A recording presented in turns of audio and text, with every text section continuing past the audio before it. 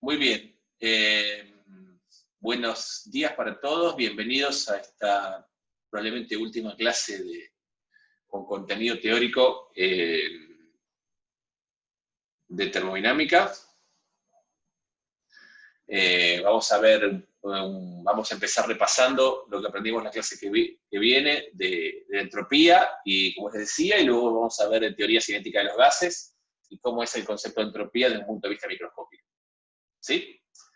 Entonces, ¿qué es lo que aprendimos en la clase pasada? ¿Sí? ¿Cuál es el resumen de lo importante de la clase pasada? Bueno, en la clase pasada definimos una propiedad de los procesos cíclicos que nos llevaba directamente a la definición de entropía. ¿Está bien? Y esa propiedad era una propiedad que no es obvia y que se desprende de uno de los enunciados de la segunda ley de la termodinámica, el principio de termodinámica, que es el enunciado de Kelvin. ¿También el enunciado de Kelvin qué nos dice básicamente? Que yo no puedo tener una máquina cíclica que en contacto con una única fuente me transforme todo el calor que extrae esa única fuente en trabajo. ¿Está bien? O sea, este dibujo es imposible, o lo que es lo mismo, no puedo tener un proceso que sea como único resultado transformar todo el calor de una única fuente en trabajo. ¿Está bien? Pero sí puede funcionar al revés. O sea, sí puede tomar trabajo exterior y todo ese trabajo convertirlo en calor. ¿Está bien? La irreversibilidad de este proceso de convertir calor en trabajo y trabajo en calor es el espíritu de la segunda ley de la termodinámica. ¿Está bien? Lo que vimos en la clase pasada, a través de la demostración, un poco que poníamos un montón de fuentes y le metíamos ciclos de Carnot y todos, era que esto implicaba directamente que si uno toma una integral alrededor de un ciclo cerrado, del calor intercambiado por esa sustancia termodinámica, o por esa máquina térmica dividido a temperatura, ¿está bien? Esta integral era menor o igual que cero para cualquier ciclo. Y en particular, si el ciclo que se hace es reversible, como por ejemplo en una máquina de Carnot, entonces esto valía igual a cero, no importa cuál sea la sustancia, no importa cuál sea el proceso, siempre y cuando sea el ciclo reversible. ¿Está bien? Y recordemos que si yo tengo una cantidad cuya integral vale cero a lo largo de una trayectoria cerrada, lo que me está diciendo básicamente es que esa cantidad es candidata a ser una función de estado. Entonces, la entropía justamente se define como la integral del calor intercambiado durante la temperatura en la cual se intercambia el calor sobre cualquier transformación reversible entre un estado cualquiera de referencia y el estado que le queremos calcular entropía. Esa es la definición de la entropía del estado A. Esta definición hace que la entropía esté definida a menos de una constante, que es el valor de la entropía en un estado de referencia arbitrario, pero lo que tiene sentido físico no es la entropía en sí misma, sino la variación de entropía. ¿Está bien? La variación de entropía, entonces, es la integral entre dos estados cualquiera, o sea, la variación de entropía entre esos dos estados es la integral entre esos estados cualquiera del calor intercambiado durante ese proceso dividido la temperatura siguiendo la transformación reversible. Es decir, que si seguimos la transformación reversible, cualquiera que sea, esta integral es la misma. ¿Está bien? Y eso lo demostramos la clase pasada. Y si el proceso en vez de ser finito es infinitesimal, la variación de entropía infinitesimal decimos que es el calor intercambio infinitesimal dividido la temperatura a la cual intercambia ese calor. ¿Estamos bien?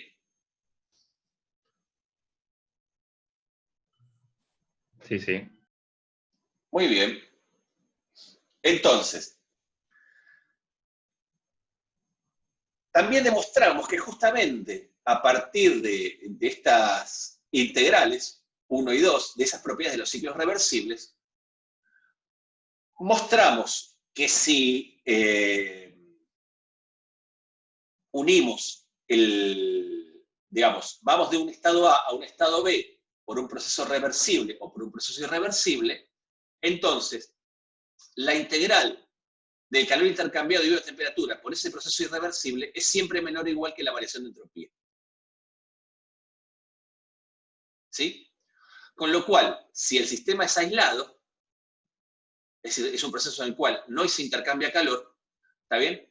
Entonces, la variación, la entropía en el punto B va a ser mayor o igual que la entropía en el estado A, y lo que me dice esto es que en cualquier proceso, en un sistema aislado, ¿está bien? Las fluctuaciones espontáneas que se producen en un sistema aislado se producen de manera tal que la entropía de ese sistema no disminuye. ¿Está bien? Es decir, que en un sistema aislado, el sistema evoluciona hacia su estado de máxima entropía. ¿Está bien? En particular, si el proceso de esa evolución es irreversible, la entropía aumenta, y si el proceso es reversible, la entropía permanece constante. Esto tiene más sentido, y lo vamos a ejemplificar ahora en un ejemplo, si pensamos que en general nosotros trabajamos con sistemas que no están aislados, sino que pueden intercambiar calor y trabajo con el entorno, ¿está bien?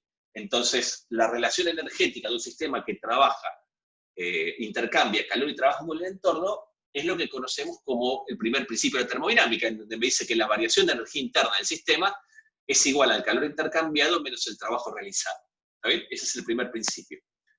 Si pensamos ahora que este sistema solo intercambia calor y trabajo con el entorno, y que el conjunto de sistema más entorno lo podemos pensar como un sistema aislado, que es lo que llamaríamos el universo, lo que se suele llamar como universo en algunos libros, entonces la variación de entropía del universo es siempre mayor o igual que cero. ¿Está bien? Siendo mayor o estricta que cero para un proceso irreversible e igual a cero para un proceso reversible. ¿Está bien? Y que para ejemplificar esto, tomemos dos ejemplos. ¿Está bien? Que los vamos a calcular después. Me salté una parte. ¿Está bien? Antes de poder calcular estos ejemplos, necesitamos deducir la expresión para la entropía de un gas ideal. Hasta acá es donde llegamos en la clase pasada. ¿Sí? ¿Hay alguna pregunta hasta acá o arrancamos con entropía de gas ideal? Perdón, yo me perdí un poco en la parte Sí. donde dije lo de la entropía del universo. No entiendo muy bien por qué si es irreversible aumenta. Porque vos lo que tenés acá, a partir de esta expresión, que es 4, que si vos tenés un proceso en el cual no se intercambia calor, es decir, el dQ vale 0, entonces la variación de entropía es siempre mayor o igual que 0. ¿Está bien? Y acordate que esto viene de estos resultados que dedujimos, ¿está bien? En donde la igualdad valía siempre para procesos reversibles y la desigualdad para procesos irreversibles. ¿Sí? Entonces, vos lo que tenés es que si vos tenés un sistema aislado en forma y evoluciona de forma espontánea, ese sistema aislado evoluciona de manera tal que la entropía aumenta, si el proceso es irreversible. Mientras que si el proceso es reversible, la entropía permanece constante. Y el universo sería un sistema aislado. Y el universo sería un sistema aislado. Es decir, si ahora yo no tengo un sistema aislado, ¿está bien? Como este que está acá, que yo estoy estudiando este redondito que está acá. ¿Cómo aplico esto que acabamos de aprender para lo que acabamos de... si el sistema no está aislado? Bueno, la respuesta es: pensemos que yo considero ahora el sistema más el entorno como un sistema aislado. ¿Está bien? Entonces, lo que va a ser mayor o igual que 0 es la variación de entropía, no de este sistema, sino de la suma del sistema más entorno. Que sería lo que Pero llamamos el entonces, universo. perdón, ¿Sí? por eso se dice que si es menor a 0 es imposible, porque nunca va a, digamos que, evolucionar a que el delta del universo sea menor a 0. Exactamente, exactamente. La evolución del conjunto siempre se tiene que dar de manera tal que la variación de entropía del conjunto sistema más entorno tiene que ser siempre igual a 0 para el caso de un proceso reversible o mayor que 0 para el caso de un proceso irreversible. Ok, gracias. ¿Está bien? Sí. Y hasta acá llegamos la clase pasada.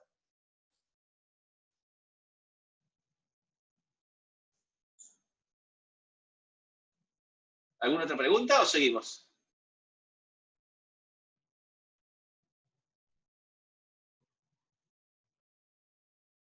Bien, sigo entonces. Ahora pensemos que, gracias Francisco, pensemos que tenemos un gas ideal, ¿está bien? Ahora, no importa si es un gas ideal o no, pero para cualquier sistema termodinámico, en un proceso infinitesimal, la primera ley de la termodinámica me dice que la variación infinitesimal de energía es igual a la variación, al calor infinitesimal intercambiado menos el trabajo infinitesimal realizado. ¿Está bien? Es decir, la formulación infinitesimal del primer principio de termodinámica. Y definimos la variación de entropía en un proceso infinitesimal como el calor intercambiado debido a temperatura en un proceso reversible. ¿Sí? Si esta expresión de dQ la saco acá del primer principio y la pongo en la definición de entropía, me queda esta expresión que tenemos aquí. ¿Lo ven? Es decir, si yo paso P de B sumado para el otro lado, fíjense que acá me equivoqué el signo. ¿Está bien? Acá debería ir un signo más.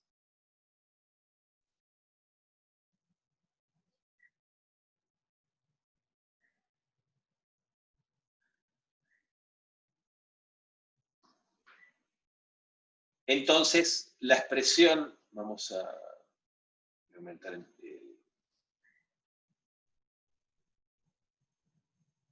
perfecto.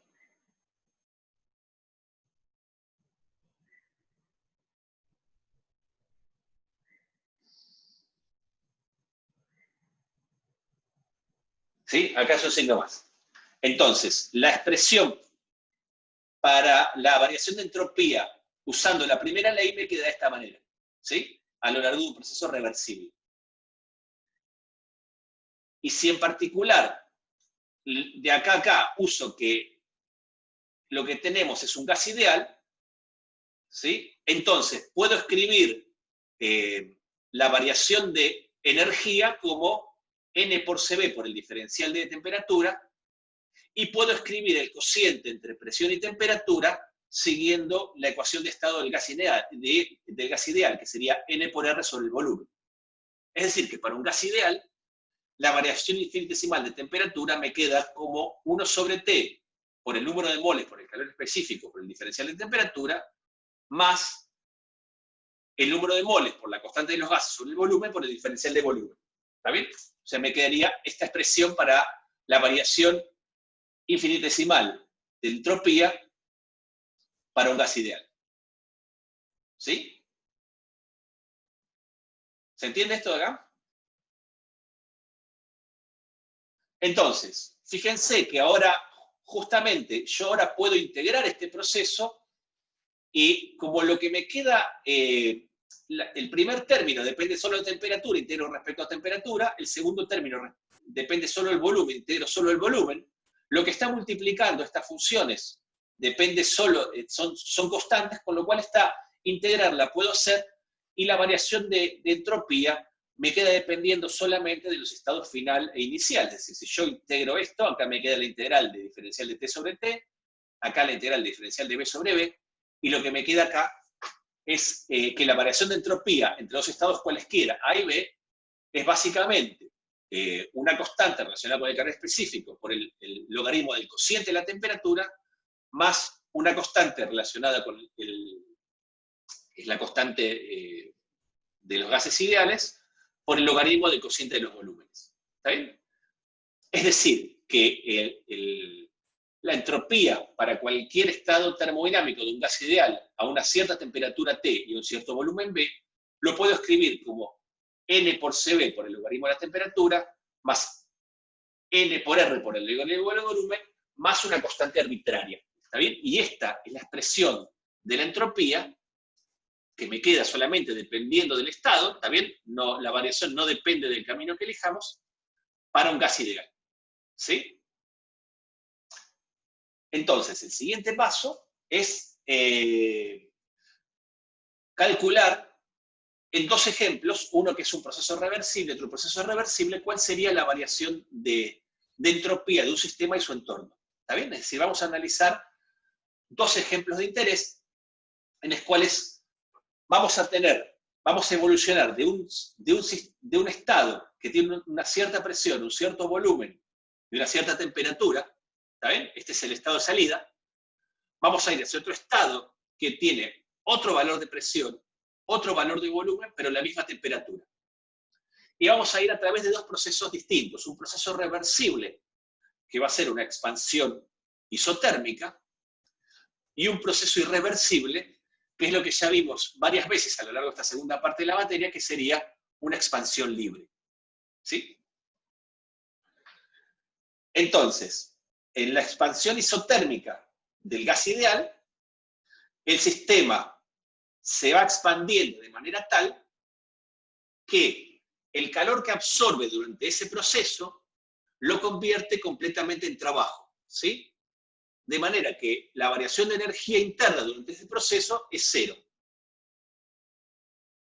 Este proceso ya lo vimos, el calor intercambiado entonces es igual al trabajo, el trabajo es P por el diferencial del volumen, o sea que si este proceso es infinitesimal, el calor intercambiado por el gas ideal durante este proceso tiene esta espinta que tiene acá. ¿Está bien? Si en particular queremos calcular la variación de entropía que sufre el gas durante este proceso, la definición de entropía nos dice que esto básicamente es la integral de este calor intercambiado debido a temperatura, y esto es esta expresión que está acá, y nos queda esta expresión que tenemos acá a la derecha, que es n por r por el logaritmo del cociente de los volúmenes, que es lo que vimos acá si realizamos esta variación de entropía a temperatura constante. ¿Está bien? O sea, es un caso particular de lo que vimos ahí. ¿Está bien? Y entonces, esta es la variación de entropía del gas durante este proceso. ¿Sí? ¿Se entiende el cálculo?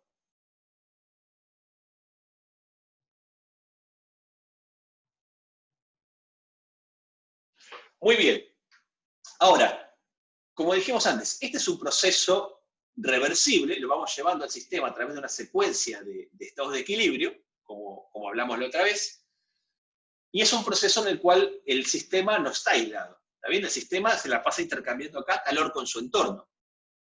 ¿Sí? Por lo tanto, si queremos calcular la variación de entropía del universo, tenemos que calcular la variación de entropía del sistema y la variación de entropía del entorno. ¿Está bien? ¿Qué es el entorno? Es una fuente térmica que, como yo estamos haciendo acá una expansión isotérmica, es una fuente térmica que está a la misma temperatura del sistema durante toda esta expansión. ¿Está bien? Durante toda esta expansión, nosotros podemos calcular el calor intercambiado por el sistema. ¿Está bien? El sistema durante ese proceso absorbe una cantidad de calor que es exactamente esta cantidad que tenemos acá, que es n por r por t por el logaritmo del volumen final sobre el volumen inicial. ¿Está bien? Y podríamos haber expresado que la variación de entropía del gas es directamente este calor dividido la temperatura a la cual lo intercambia. ¿Está bien? Porque en un proceso de temperatura constante, la temperatura me sale afuera de la integral. ¿Sí? Ahora, la fuente está perdiendo calor, la misma cantidad de calor que está absorbiendo el gas. Entonces, la variación de entropía de la fuente es menos Q sobre T, ¿está bien? Porque el calor que pierde la fuente es exactamente el mismo que el que gana el gas, y lo hace a la misma temperatura. ¿Sí? De manera que cuando calculamos la variación de entropía del gas y la variación de entropía del entorno, vemos que ambas son iguales y opuestas, de manera que la variación de entropía del conjunto, lo que llamaríamos el universo del gas más el entorno, vale cero. ¿Está bien? Es decir, la variación de entropía del gas es positiva, pero la variación de entropía del entorno es negativa. De manera que la variación de entropía del conjunto a lo largo de este proceso reversible es igual a cero. ¿Sí?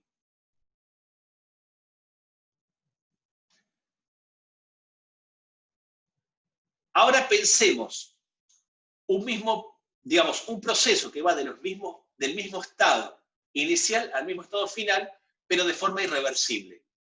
¿Cuál sería ese proceso? Bueno, el que ya vimos, el que hizo Joule para demostrar que para gases muy diluidos la temperatura es constante. Entonces ya sabemos ahora que si yo tengo un gas muy, muy diluido, que lo puedo considerar ideal, y tengo inicialmente el gas confinado en una parte de mi recipiente, del otro lado vacío, envuelvo esto con toda una pared adiabática, de manera que no lo dejo intercambiar calor con el entorno. ¿Sí? Entonces, cuando yo destrabe esta tapita que tengo acá, el sistema se va a empezar a expandir. Pero como acá hay vacío, el sistema se va a expandir libremente, se va a expandir sin realizar trabajo, de manera que el trabajo realizado durante este proceso es cero. Como también recubrimos todo esto con una pared adiabática, este sistema no intercambia calor con el entorno, entonces el calor intercambiado es cero. ¿Sí?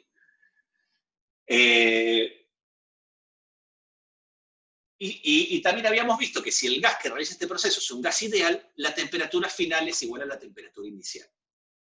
¿Sí? Entonces, tenemos el caso en el cual el sistema pasa de tener una dada presión y un dado volumen a otra dada presión y otro volumen, pero la temperatura final es igual a la temperatura inicial.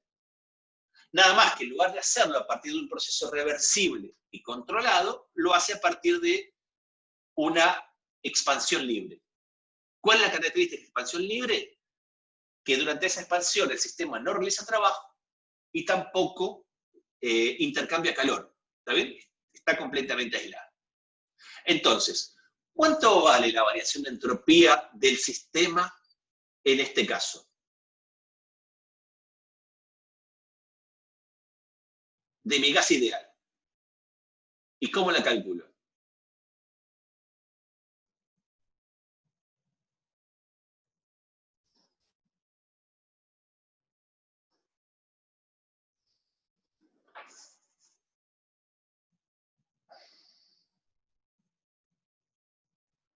Tenés que buscar un proceso reversible entre esos mismos dos estados.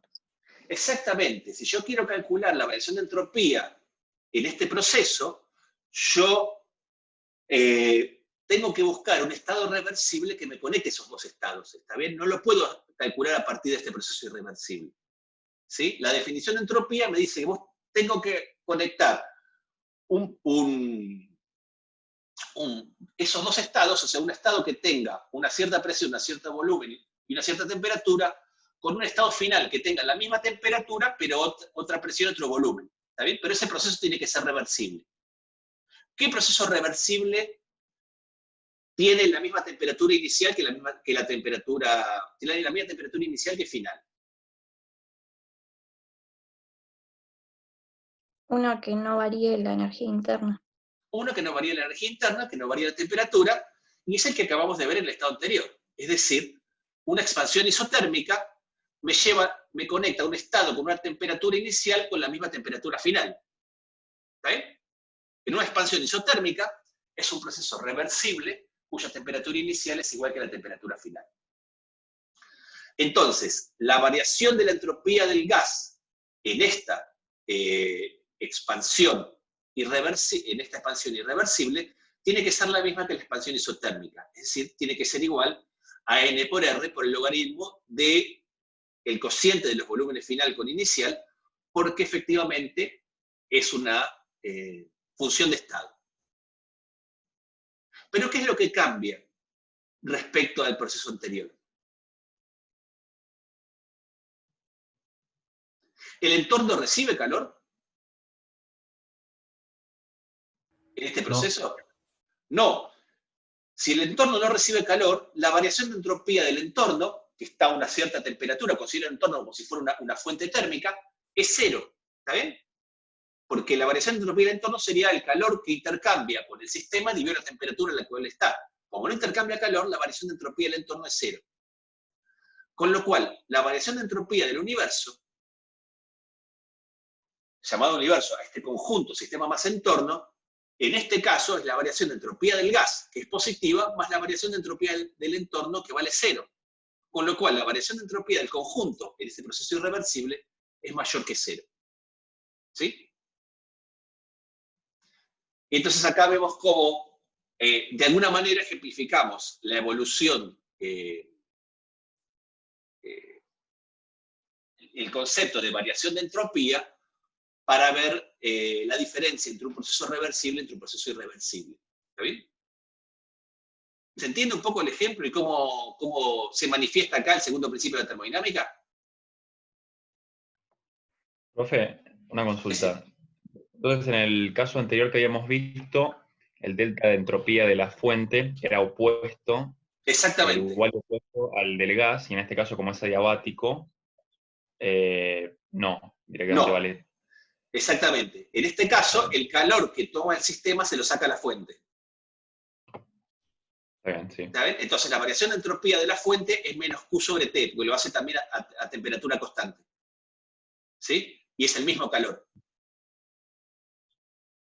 Bien. Mientras que en este proceso, como vos decís, el calor, digamos, la fuente térmica que rodea esto, es una fuente que no intercambia calor con el sistema, o está aislado diabáticamente. Entonces la variación de entropía de la fuente es 0. Exactamente. Claro, está bien, ok.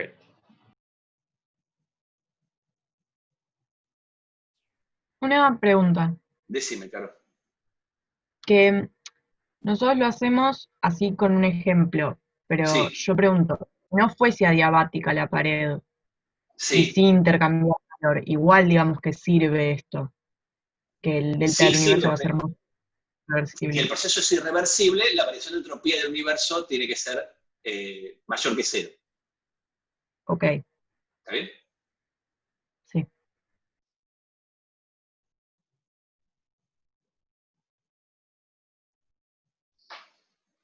Luna me pregunta, si fuera una expansión libre no adiabática, bueno, es que acá llamamos expansión libre la expansión libre adiabática, ¿está bien? Habría que ver exactamente qué calor, o sea, si la expansión fuera no adiabática, entonces seguro intercambia calor con el entorno, ¿está bien? Pero en ese caso, si vos calculás la cantidad de calor que intercambia la fuente térmica y la dividís por la temperatura, que es la temperatura de la fuente, para calcular la variación de entropía de la fuente, entonces se tiene que seguir pasando que la variación de entropía del gas más de la fuente tiene que ser mayor que 0, si el proceso es irreversible. ¿Sí?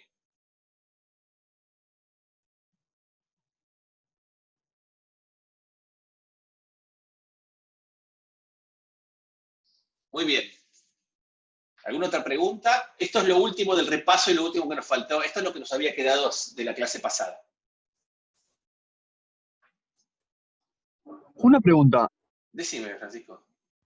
Si el delta es el entorno, Sí, no es 0, entonces sí. tiene que ser igual de módulo y opuesto al del gas, en este caso. Si el proceso es reversible, sí. Si no, no. Ah, ok, gracias. ¿Sí? Porque si el proceso es reversible, la variación de entropía del conjunto tiene que ser 0.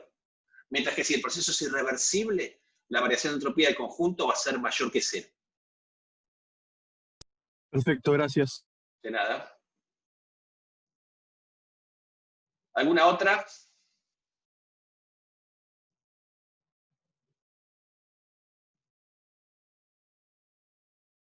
Bueno, si tiene alguna otra pregunta, vuelvo. Entonces paro de compartir esto y pasamos al siguiente tema de la mañana. ¿Sí? Modelo cinética molecular del gas ideal, teoría cinética de un gas ideal. ¿Está bien? Entonces, el objetivo acá es entender o relacionar las propiedades macroscópicas de un sistema, lo que llamaríamos la termodinámica del sistema, con las propiedades microscópicas o sea, las propiedades mecánicas de las moléculas que las componen. ¿Está bien? O sea, por un lado, tenemos partículas puntuales, como la víamos en la primera parte de la materia, en donde cada partícula puntual puede estar en una dada posición y tiene una dada velocidad, es decir, la defino a cada una por su posición y por su velocidad. Y por el otro lado, el conjunto de todas esas moléculas, ¿está bien?, lo vamos a caracterizar por propiedades macroscópicas, es decir, por la presión, que es decir, la fuerza de profundidad aérea que ejercen las paredes, por el volumen, es decir, el espacio físico que ocupan, y por la temperatura, que es hasta ahora no tenemos un correlato microscópico de la temperatura, sino que sabemos que es una propiedad que tiene que ver con el equilibrio térmico de los cuerpos macroscópicos. ¿Está bien? Esa es un poco la idea. Entonces, lo que vamos a suponer ahora es que vamos a hacer un modelo microscópico de la materia, en donde en ese modelo microscópico, tiene que ser un modelo que es una caricatura, es una simplificación de la realidad. ¿Está bien? Es una simplificación. Y para simplificarlo, vamos a asumir ciertas hipótesis. ¿Está bien? Esas hipótesis son que vamos a tener un número n de moléculas, en donde n va a ser del orden del número de Avogadro, es decir, 6 por 10 a la 23 moléculas. Para nuestros números que manejamos es como tener casi infinitas moléculas, encerradas en un dado volumen. ¿Sí? Esas moléculas son partículas puntuales. ¿Está bien? Es decir, que no tienen volumen, sino que las puedo definir con una sola posición en el espacio. Están en constante movimiento, ¿está bien? No hay rozamiento con el entorno, y su movimiento viene dado por las leyes de Newton. Vamos a suponer, y vamos a ver que esta es la hipótesis fundamental del gas ideal, que no chocan entre sí, es decir, que solo chocan con las paredes del recipiente, y además lo hacen elásticamente. ¿Está bien? Y además vamos a suponer que las paredes son perfectamente rígidas, es decir, que el movimiento el choque de las moléculas contra las paredes no me hace mover las paredes, ¿está bien? O sea, no tenemos transferencia de impulso lineal hacia las paredes. ¿Sí? ¿Estamos bien hasta acá?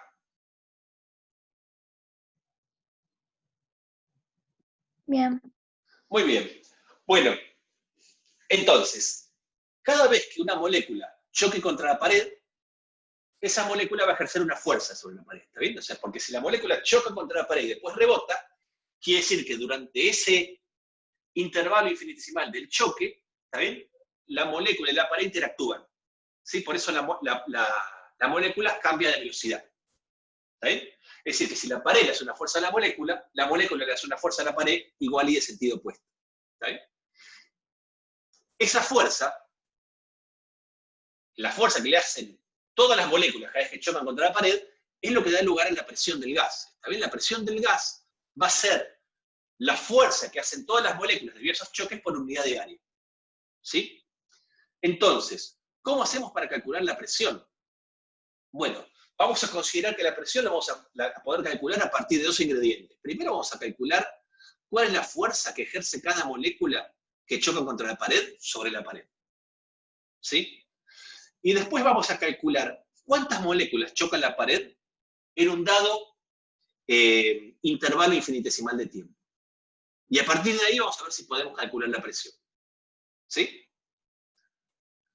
Entonces, vamos a empezar con la primera parte. Vamos a tratar de calcular la fuerza que ejerce una molécula que choca contra la pared.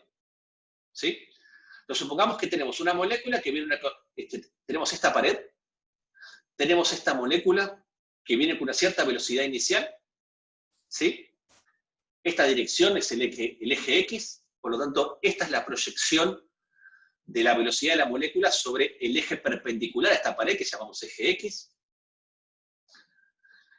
Esa molécula choca y después sale con una velocidad, que es esta que está acá, que parece B+, pero quiere decir, me quedó corta la F, es B final. ¿Sí? Esta velocidad también tiene una componente perpendicular a la pared en la dirección del eje X, que va para acá, que si el choque es perfectamente elástico y la pared tiene masa infinita, esto es un caso trivial de conservación del impulso lineal, y si la molécula tiene una dada componente de velocidad en X, que vamos a llamarla acá menos B sub X, va a salir con más B sub X. ¿Sí? O sea, sale con la misma componente de la velocidad, de la velocidad perpendicular a la pared. ¿Sí? ¿Estamos bien? ¿Se entienden eso? ¿Se acuerdan de conservación del impulso lineal?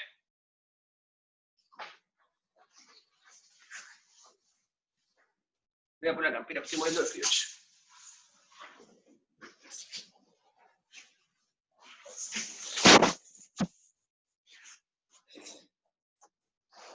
Va bien.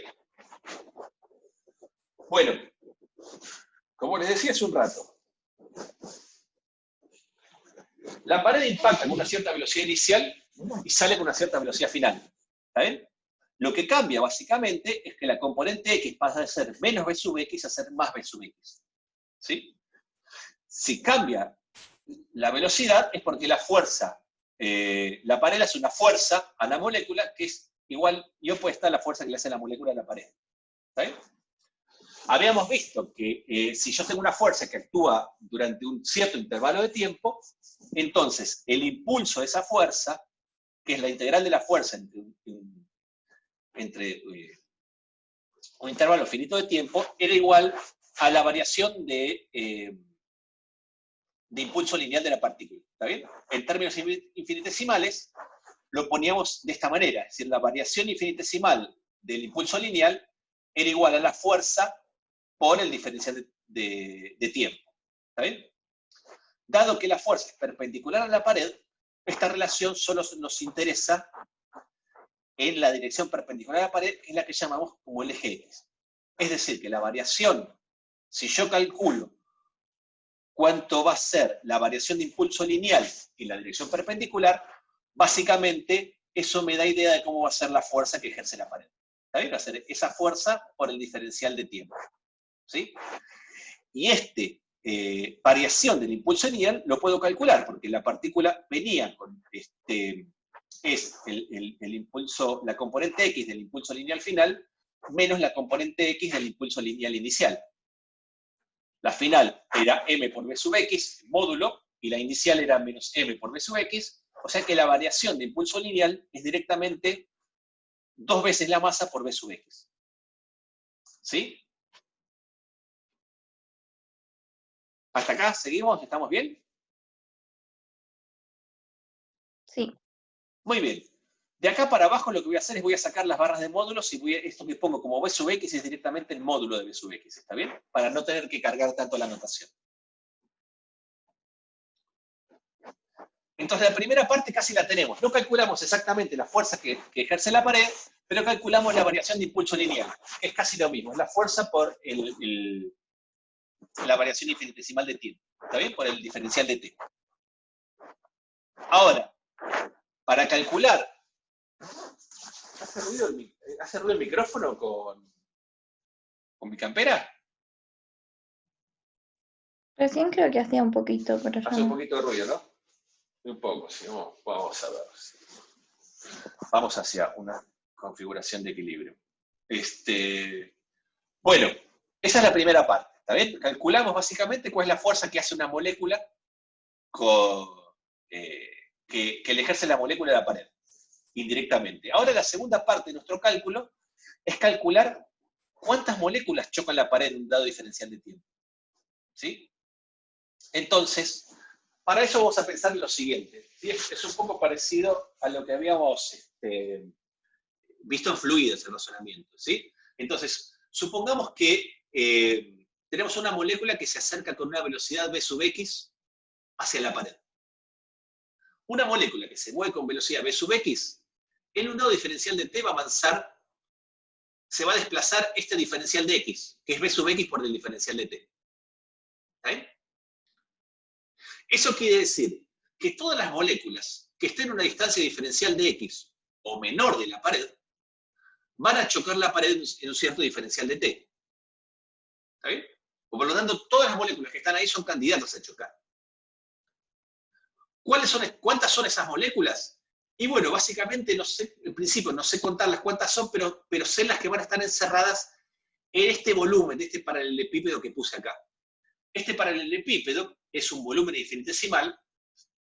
Si mi pared tiene un área, o mi pedazo de pared tiene un área A, entonces todas las que están contenidas en este paralelepípedo, ¿sí?, que tiene área A y altura diferencial de X, son las que son candidatas a chocar con la pared en un dado diferencial de T.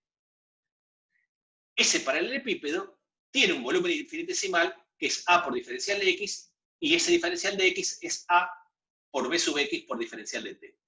Es decir, que todas las moléculas que están acá, en este diferencial de volumen, son candidatas a chocar contra la pared. ¿Me siguen hasta acá? Muy bien. ¿Cuántas moléculas tengo entonces en este pedacito de volumen? ¿Sí? Bueno, si yo asumo, decime, Luna, voy de vuelta, ¿está bien? Yo lo que digo es lo siguiente. Si yo tengo una molécula que se desplaza a una cierta velocidad v sub x, ¿está bien? Por ejemplo, suponete que sea 1 centímetro por segundo, en un segundo va a avanzar 1 centímetro. ¿Está bien? Es decir, que todas las moléculas, imagínate que todas las moléculas tienen velocidad de 1 centímetro por segundo. ¿Está bien? Entonces, todas las moléculas que estén a 1 centímetro, por lo menos hasta 1 centímetro de distancia o menos, en un segundo van a golpear la pared. Esa es la idea. ¿Se entiende un poco la idea? Entonces, si yo tengo una molécula, sí. Ahora estoy empezando con X, después vamos a ir con el resto de los ejes, ¿está bien? Pero yo después voy a asumir que todo esto es uniforme, que no tengo direcciones privilegiadas, entonces simplemente calculo cuál es la fuerza que ejerce el gas sobre un pedazo de área de una pared, y después eso va a ser la misma sobre todas, ¿está bien? Esa es la idea, Constanza. ¿Sí? Igual tampoco voy a hacer una integral explícita, pero sí, si quisiéramos hacer esto bien prolijo, hay que hacer una integral, ¿está bien? Pero vamos a ir por paso, ¿está bien? Porque me interesa que quede más o menos clara la idea. Entonces, si yo tengo una molécula que viene con velocidad v sub x, ¿está bien? En un dado diferencial de t, esa molécula se va a mover un cierto diferencial de x. Es decir, que en un dado delta t, en un dado diferencial de t, todas las moléculas que estén a un diferencial de x de la pared son candidatas a golpear la pared. ¿Hasta ahí estamos, Luna, o cualquier otra que se haya perdido? Perfecto. Entonces, mi objetivo es contar cuántas son esas moléculas. Para contar cuántas son, primero voy a decir, bueno, decir que todas las que están a una distancia diferencial de x de la pared van a chocar la pared, es como decir que todas las que están encerradas en este volumen, que tiene área A y altura perpendicular, o distancia perpendicular diferencial de x, o sea, todas las que están encerradas en esta cajita, son candidatas, vamos a poner este término, a chocar la pared. ¿Sí? Entonces, ¿cuánto vale ese volumen? Bueno, vale esto que está acá. Ese volumen es A por diferencial de X, en donde este diferencial de X es B sub X por diferencial de T. Es decir, todas las que tengo encerradas en este paralelepípedo infinitesimal son las que son candidatas a chocar la pared. ¿Hasta ahí estamos? ¿O alguien se perdió y quiere revisitar esto?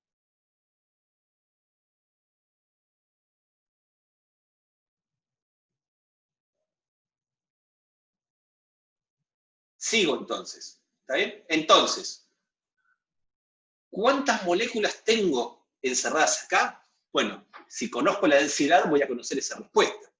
¿Está bien? Porque la densidad me dice básicamente cuántas moléculas tengo encerradas en un dado volumen. Entonces, ¿qué vamos a asumir acá? Y que la densidad es uniforme a lo largo de todo el volumen, que es lo que venimos asumiendo hasta ahora. ¿Está bien? Es decir, que la densidad del gas es uniforme. ¿Está bien? ¿Qué quiere decir que la densidad del gas es uniforme?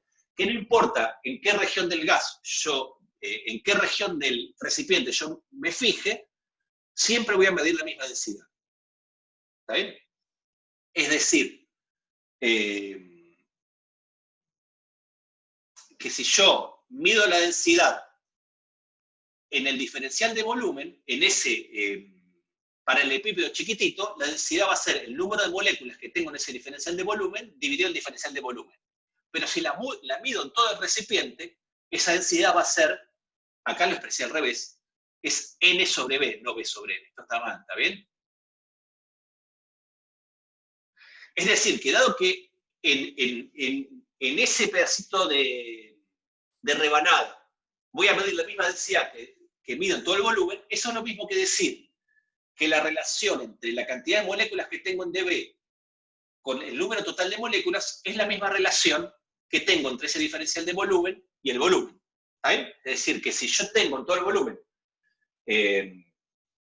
supongamos 100 moléculas en todo el recipiente, en una quinta parte del recipiente voy a tener una quinta parte de las moléculas si todo está distribuido uniformemente. ¿Está bien? ¿Se entiende la idea?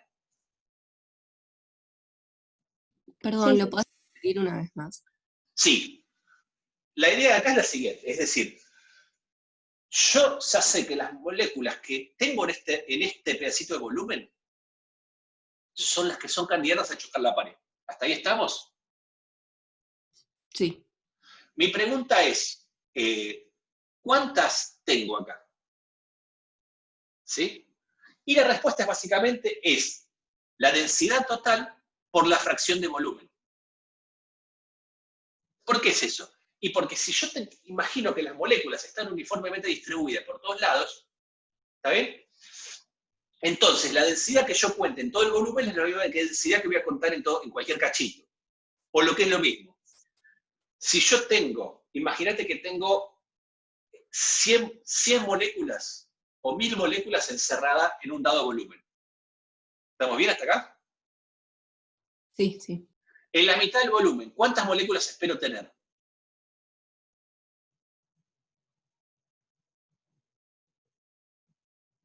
Si están distribuidas uniformemente. La mitad. En la décima parte del volumen, la décima parte.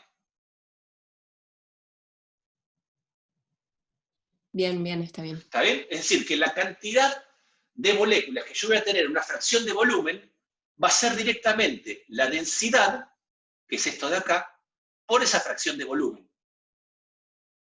¿Sí? Y eso lo puedo asumir si la distribución es uniforme. Porque si la distribución no fuera uniforme, yo puede ser que tenga todas las moléculas de un lado y no del otro. ¿Está bien? Puede ser que haya inhomogeneidades. Entonces eso, si no es uniforme, no lo puedo asumir. ¿Está bien? Claro, claro, está bien. Gracias. En cambio, si yo asumo que es uniforme, entonces la cantidad de moléculas que tengo en esa rebanadita de volumen es básicamente la densidad por esa fracción de volumen. Y esa fracción de volumen es esa que tengo acá. ¿Okay? Entonces, de esta manera, con hipótesis razonables, estimé cuántas moléculas voy a tener en ese cachito de volumen. ¿Sí? Ahora, ¿todas esas moléculas van a chocar la pared? Y bueno, no necesariamente, porque si yo miro ese cachito de volumen, puede ser que tenga algunas moléculas que están yendo para arriba, otras para abajo, otras para la izquierda, otras para la derecha. ¿Está bien? Ahora, si yo imagino que esas moléculas están distribuidas al azar, con la misma probabilidad de tener cualquier velocidad, es decir, no tengo ningún sesgo para ningún lado, entonces la probabilidad de encontrar una molécula que tenga una velocidad, una componente de velocidad hacia la derecha, va a ser la misma que la que tenga una componente de velocidad hacia la izquierda.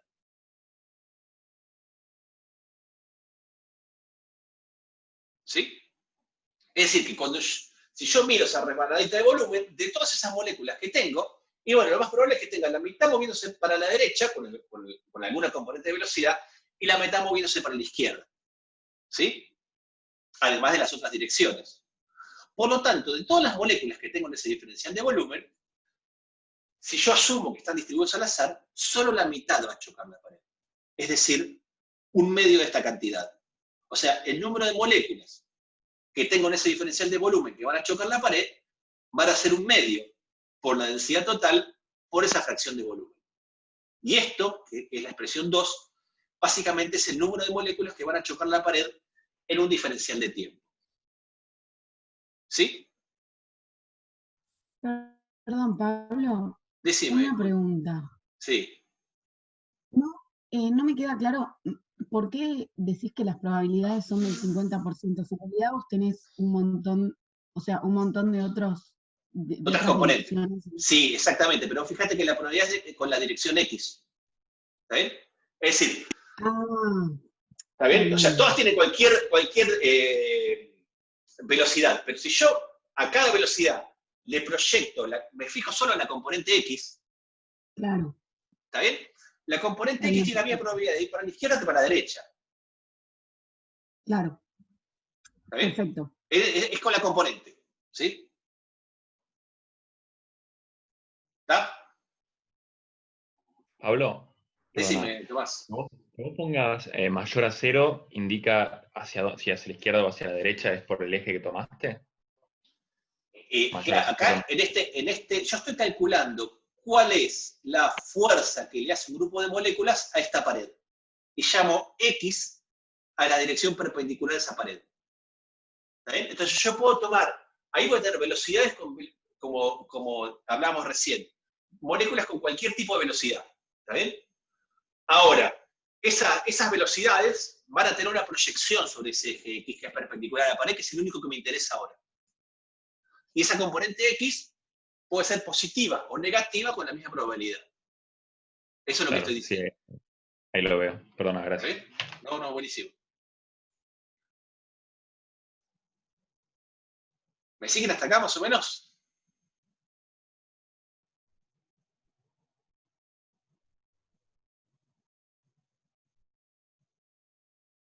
Muy bien.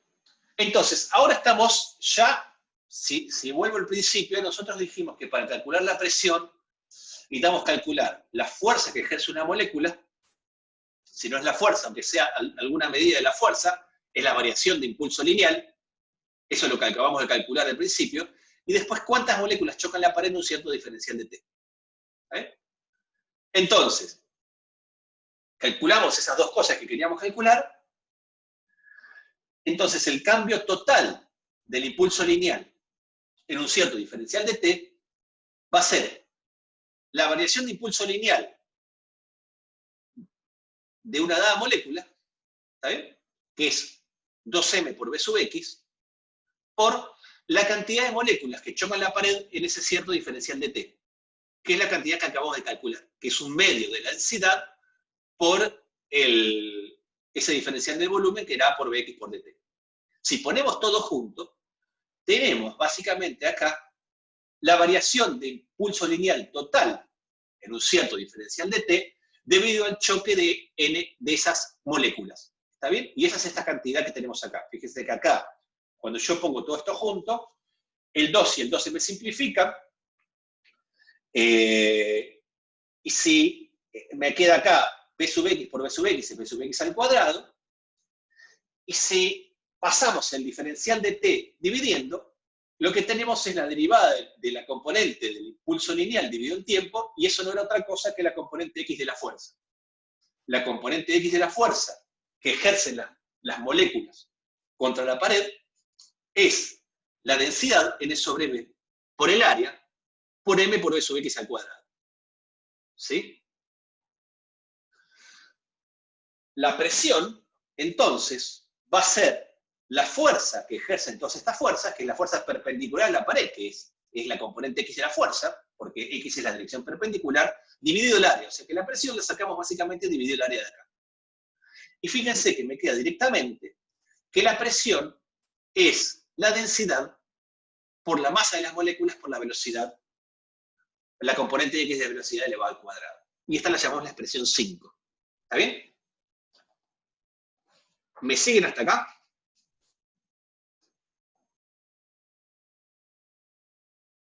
Muy bien. Pero bueno, hasta acá hicimos una suposición bastante fuerte, que es que todas las moléculas tienen la misma componente X de la velocidad. ¿Está bien?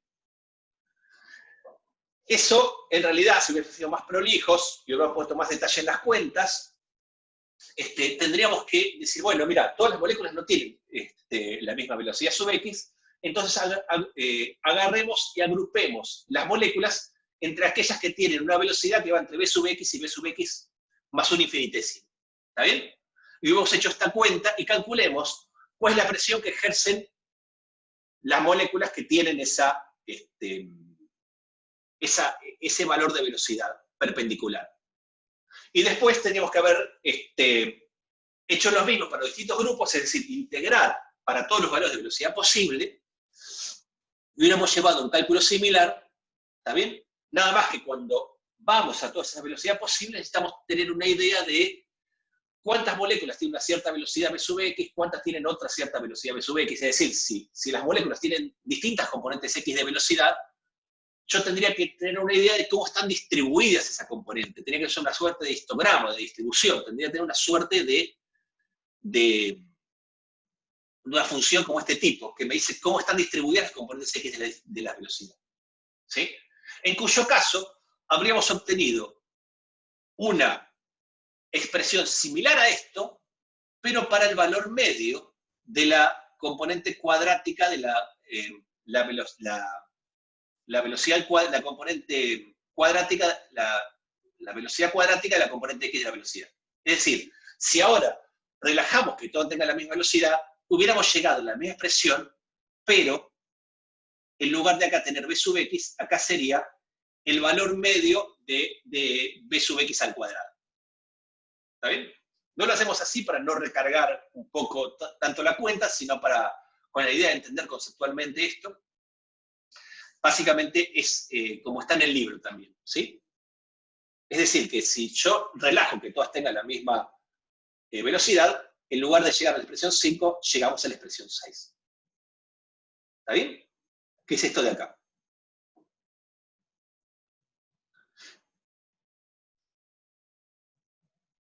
¿Sí? Y ahora podemos seguir tirando un poquito de la piola, ¿está bien?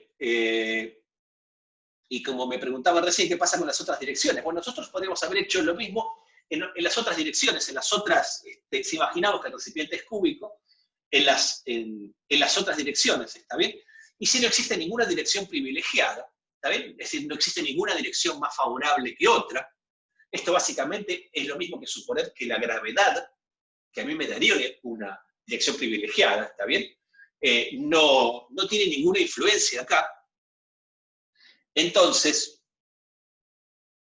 si no tengo ninguna dirección privilegiada, yo lo que espero encontrar, básicamente, es que el valor medio de b sub x al cuadrado tendría que ser igual al valor medio de b sub y al cuadrado y al valor medio de b sub z al cuadrado. ¿Está bien? Es decir, los valores promedios de las velocidades cuadráticas en cualquiera de las direcciones tienen que ser lo mismo. ¿Sí?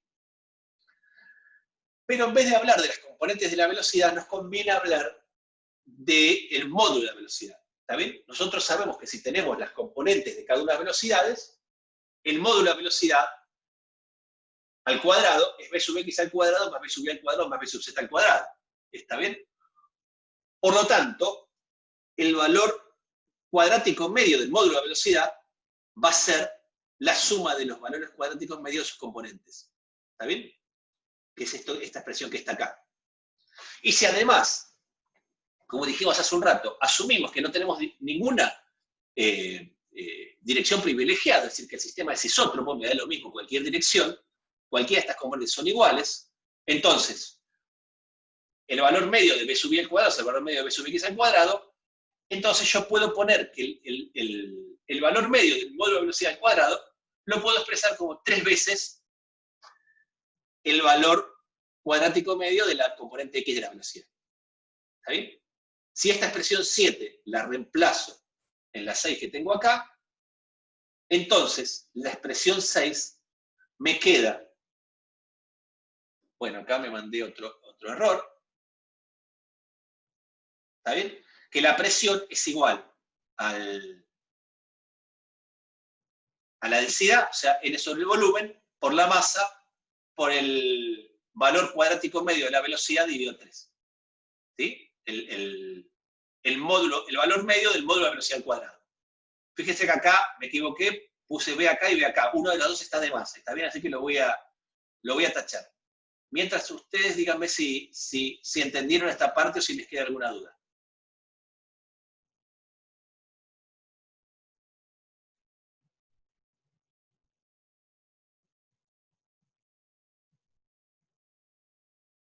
Por ahora está claro. ¿Está claro?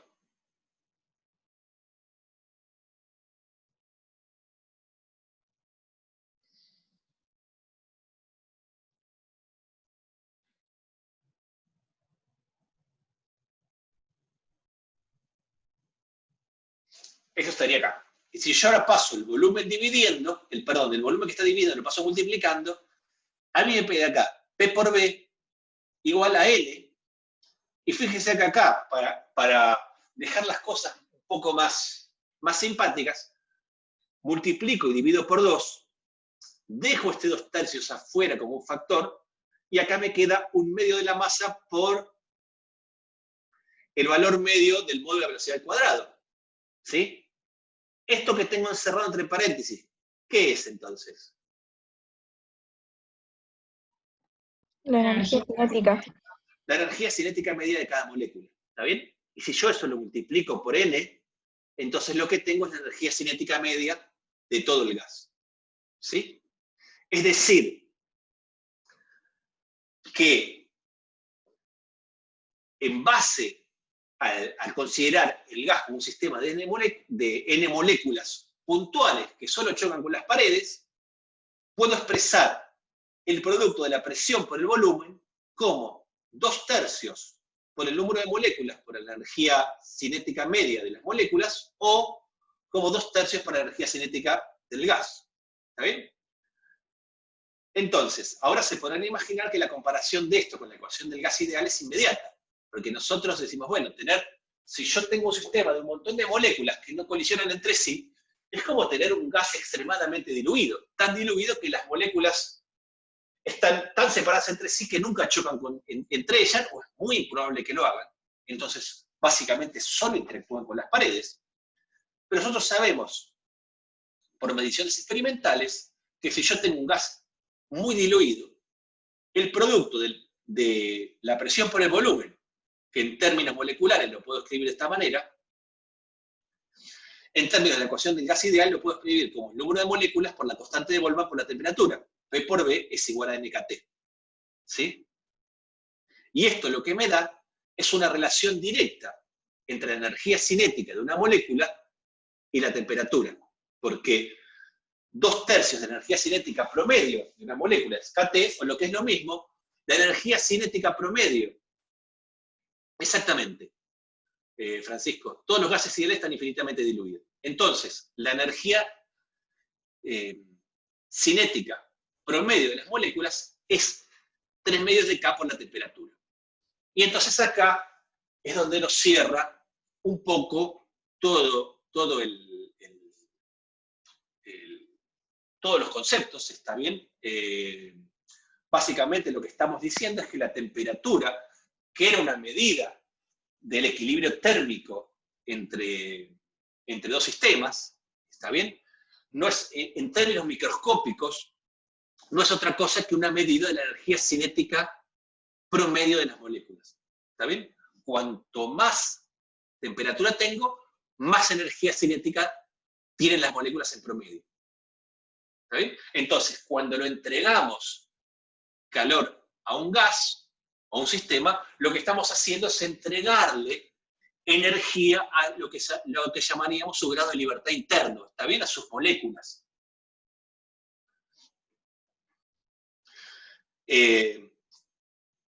Sí, ¿por qué reemplazo la ecuación por KT? Porque yo tengo hasta acá que la presión por el volumen en términos moleculares es 2/3 de N por la energía cinética molecular promedio. ¿Está bien? Pero lo que decíamos antes es, acá lo que estoy haciendo es un paralelo entre esto y un gas ideal. ¿Está bien? Pero si yo tengo ahora N del número del orden del número de Avogadro, si tengo N moléculas encerradas en un volumen que no colisionan entre sí, Eso es equivalente a tener un gas extremadamente diluido. ¿Está bien? Entonces, de hecho, un gas ideal es un gas infinitamente diluido. Tan diluido que las moléculas están tan separadas que nunca chocan entre sí. O en términos más precisos, podríamos decir que es muy poco probable que interactúen entre sí. O lo que es lo mismo, es mucho más frecuente la interacción con las paredes que la interacción entre ellos. ¿Está bien? Entonces, cuanto más pueda despreciar la interacción entre las moléculas, entre sí, mejor se va a parecer ese sistema de moléculas a un gas ideal. ¿Está bien? Entonces, si esto es un gas ideal, ¿cuál era la ecuación de estado para un gas ideal, Luna?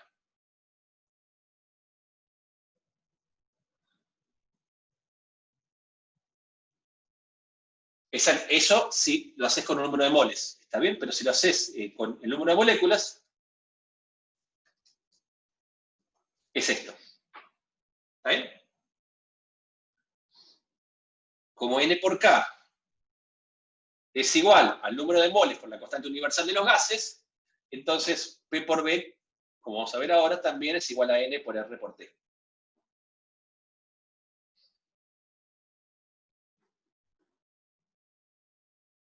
¿Sí?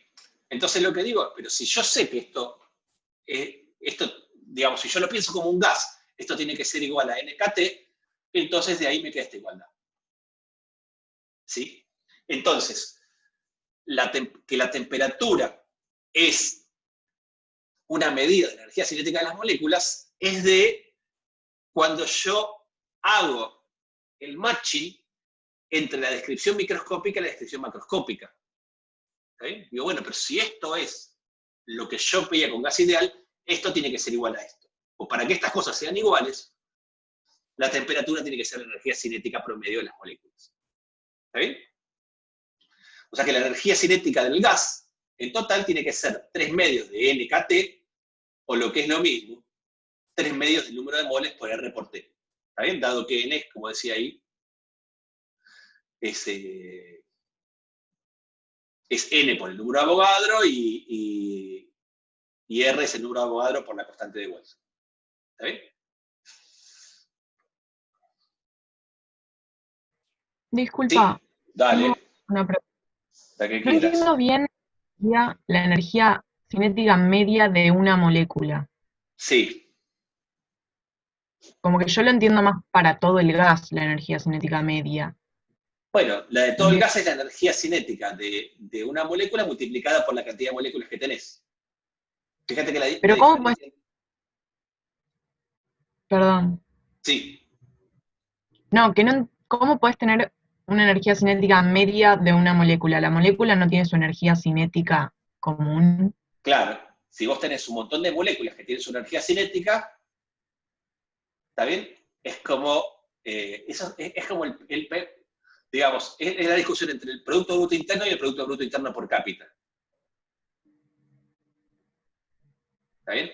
Cuando vos hablas del Producto Bruto de un país, que es la cantidad, básicamente, de bienes que genera, hablas de una cantidad que tiene un conjunto, ¿está bien? Ahora, una medida para referirte a eso es referirlo en términos individuales, que es básicamente agarrar esa cantidad y dividirla por la cantidad de integrantes que tiene.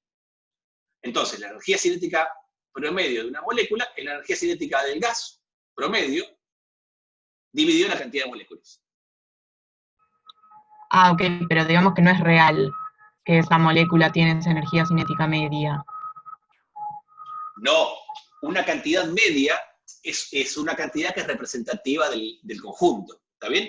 Es una propiedad de la distribución. Ok, Lo que tenés es que en realidad cada molécula tiene una energía cinética. está bien. Y cada una es diferente. Entonces vos tendrás una distribución de energías cinéticas. Algunas tienen más, algunas tienen menos. A esa distribución, si es una distribución que tiene un solo pico, le podés calcular, o a cualquier distribución le puedes calcular valor medio, pero si la distribución tiene un solo pico y esa distribución es más o menos angosta, el valor medio de alguna manera es representativo de la distribución. ¿Está bien? Ok, sí. Entonces, por supuesto, esta es un promedio, es un valor medio, es una propiedad del conjunto aplicada a una molécula. ¿Sí? ¿Te convencí o no? Sí, sí, sí, gracias.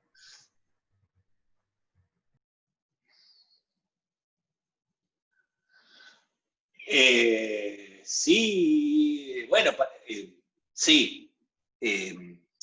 Para un gas también valdría esta expresión, pero lo que es distinto es que un gas con repulsiones y atracciones no tiene esta ecuación de estado.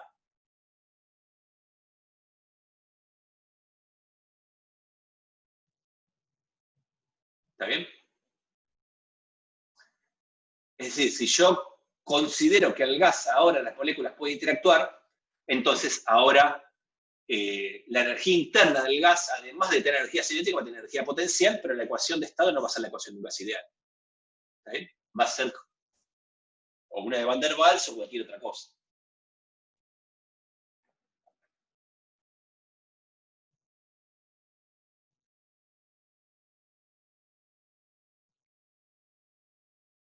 ¿Sí?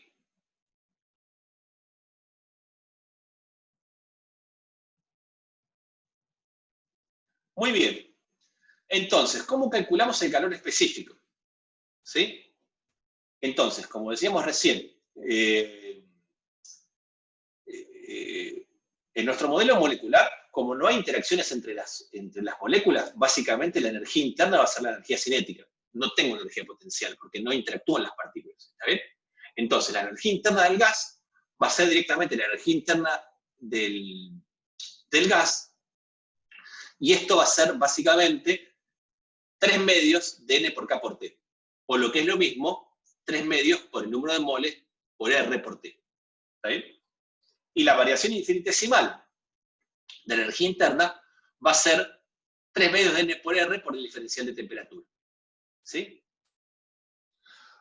Por otro lado, sabíamos que para un gas ideal, la variación infinitesimal de un gas era básicamente el producto, el número de moles por el CB por el diferencial de temperatura. De manera que si estas dos cosas son iguales, esto que está acá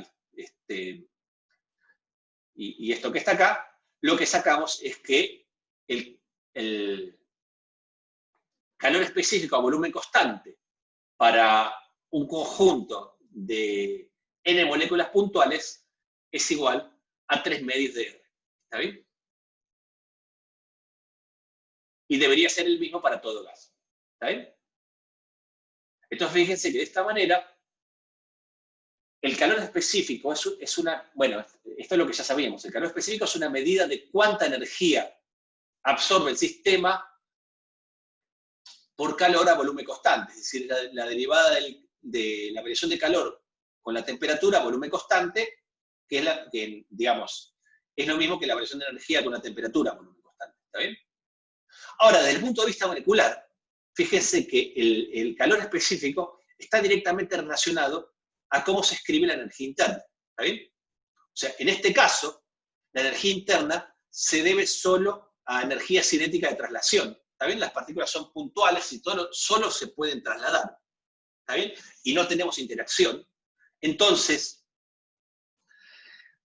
medir el calor específico de una sustancia es de alguna manera tener una medida de cómo van a ser las componentes de la energía interna de esa sustancia.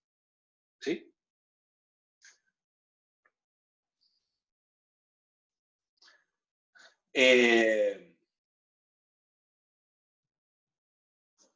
Entonces, lo que le decía recién, este valor de calor específico es válido para moléculas puntuales, ¿está bien?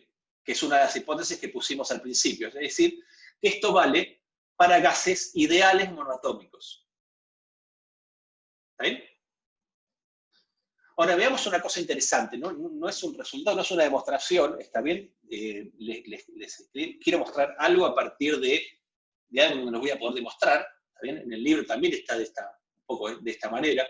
Los cálculos de lo que vamos a hacer, es decir, quisiéramos hacerlo bien preciso, un poco excede la matemática que manejamos en el curso, ¿está bien?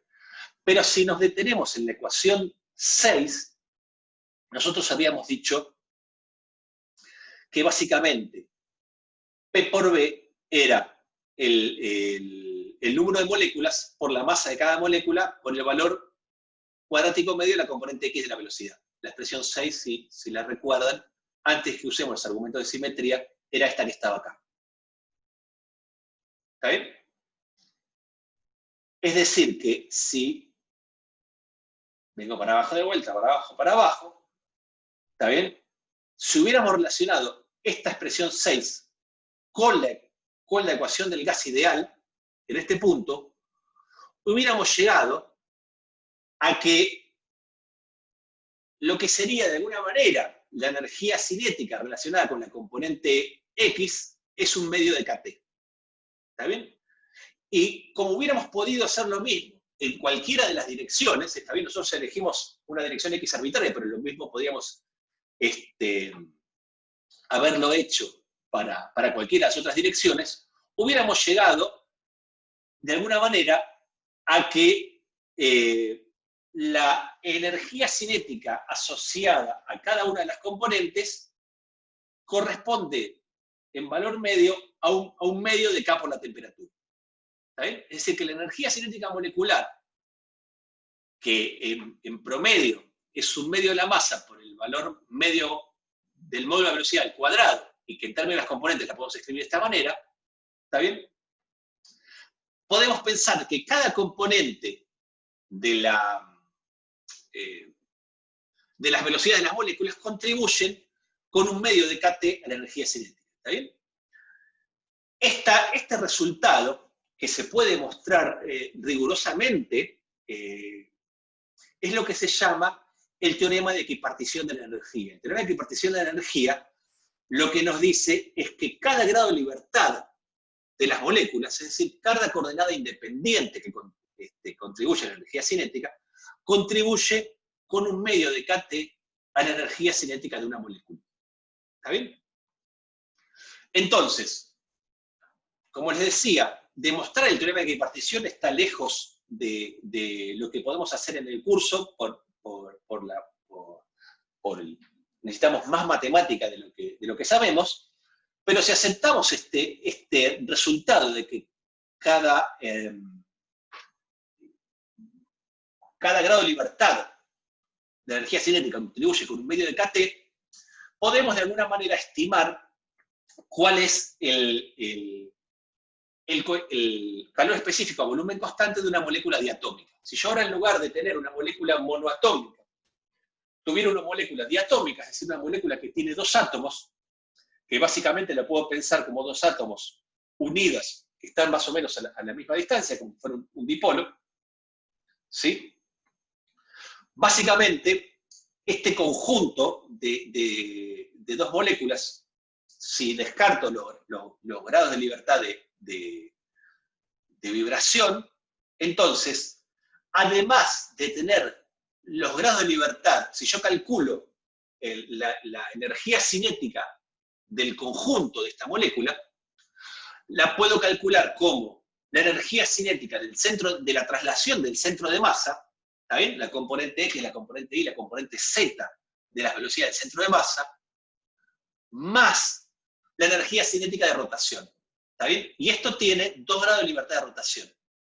¿Sí? Que es, esto podría rotar alrededor del eje Z, ¿sí? Haciendo así, o alrededor del eje Y, haciendo así. ¿Está bien? Es decir, que si yo tengo 2 moléculas puntuales, puede rotar así, y además puede rotar así. Es decir, que los grados de libertad de traslación del centro de masa, tenemos 2 grados de libertad extra, que son los de rotación alrededor del eje X y los de rotación del eje Z. Si entonces asumimos los resultados del teorema de equipartición, es decir, que cada grado de libertad contribuye con un medio de KT, una molécula, los gases moleculares diatómicos, cada molécula debería contribuir con un medio de KT a su energía cinética promedio, por lo tanto, la energía cinética de un gas ideal diatómico tendría que tener esta pinta, y el coeficiente, el calor específico a volumen constante me tendría que dar 5 medios de N por M. Esto es una suerte de mostrarle un poco con los dedos a falta de poder darle una definición rigurosa, pero efectivamente, este es el valor que se mide para gases diluidos diatómicos a volumen constante, y se puede ver también, hay un dibujito bastante lindo en el libro, en el capítulo 18, en la parte 18.4, que a medida que un gas de helio 2 tiene un gráfico del calor específico del helio 2 en función de la temperatura, y puede ver a medida que se aumenta la temperatura, se van activando grados de libertad, es decir, al principio la molécula solo se traslada, después se empieza a rotar y después se empieza a vibrar, y esos incrementos de grado, o sea, esos incrementos en la movilidad se transfieren se traducen como saltos en el calor específico. ¿Está bien? Y esto es un poco la última parte que les quería mostrar de teoría cinética de los gases. ¿Sí? ¿Se entendió más o menos? ¿Tiene alguna pregunta?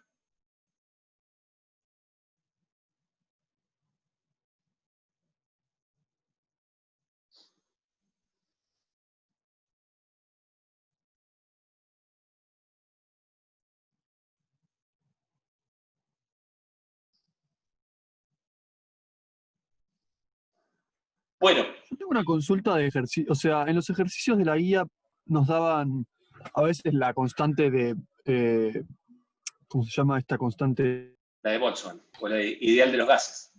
No, CB, no me acuerdo el nombre, ¿cómo se dice? Ah, el calor CB, específico. No, el calor específico, eso. Sí. Para un gas ideal monoatómico, o sea, nos decían qué gas era, pero cuando vos hacías, o sea, yo hacía, ponele lo de 3 medios de R, sí. No me daba lo mismo. Entonces decía, ¿Cómo no te da lo entonces mismo? no se termina de... O sea, me daban un valor de la CB, sí. Y yo también lo podía sacar haciéndolo de esta forma, y el número no era el mismo. Entonces decía, no terminaba de entender por qué, cómo se usaba. No, si el número, a ver, si el gas es ideal, el número tiene que ser el mismo. Ahora, Claro, si el gas no que fuera ideal, entonces no necesariamente tiene que ser puede ser parecido al del gas ideal. De hecho, si vos te fijas en el libro, cuando define calor específico, están los calores específicos de un montón de gases, monoatómicos y diatómicos. Claro, el tema es que para los problemas usaba las propiedades de los gases, las propiedades termodinámicas como si fuese un gas ideal, sí. Pero tenía una CB que no era de gas ideal porque si vos hacías eso sería un problema. Yo no lo vi ese ejercicio, pero ¿por qué no se los comentás hoy a la gente de la práctica? Sí, lo busco y les digo. Dale, buenísimo. Gracias, Francisco.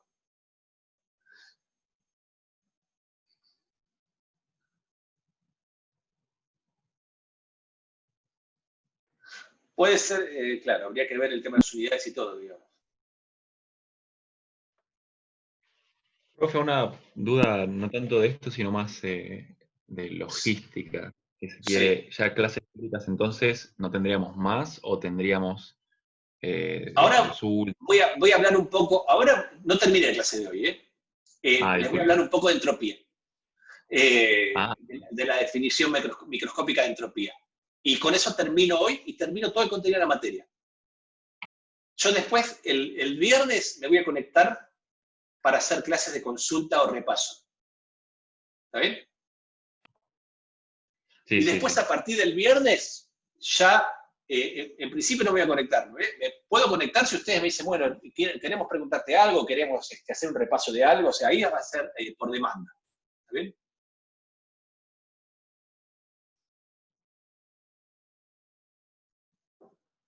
Dale, perfecto, hacemos un repaso, como habías hecho para el primer parcial. ¿Me parece bien? Disculpa. Decime, claro.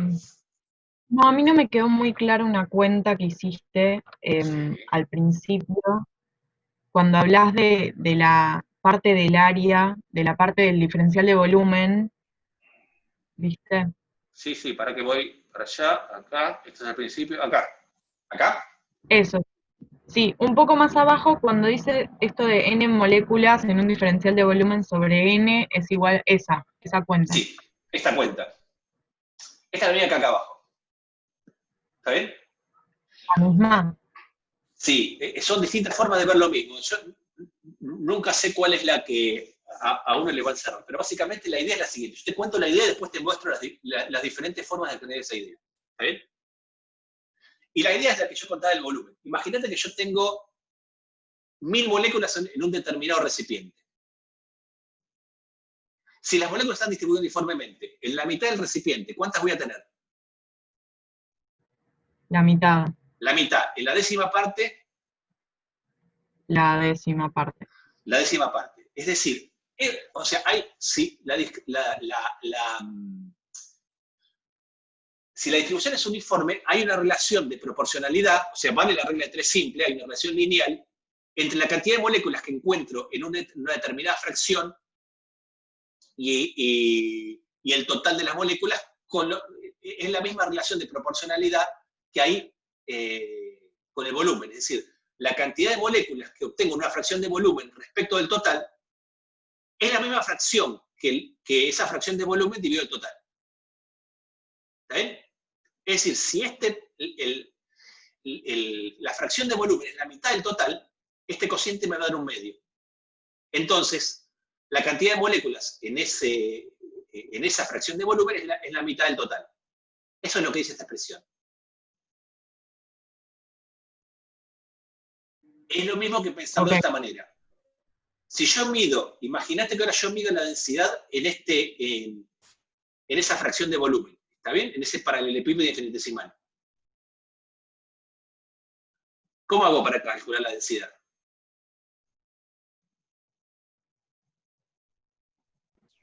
Cuento la cantidad de moléculas que tengo en esa fracción de volumen y la divido por esa fracción de volumen.